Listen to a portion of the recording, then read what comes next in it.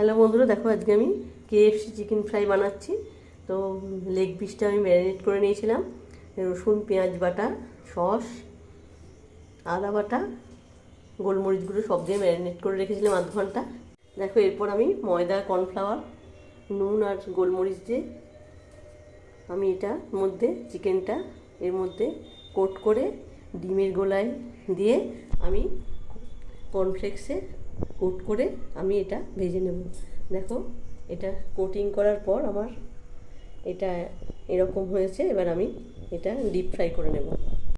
দেখো তেলটা আমার গরম হয়ে গেছে। এবার আমি লেগ পিসগুলো আস্তে আস্তে করে আমি ডিপ ফ্রাই করে নেব।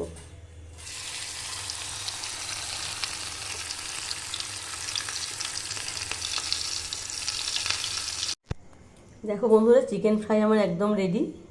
তোমরা বানিও, আবার জানিও আমাকে কেমন হয়েছে।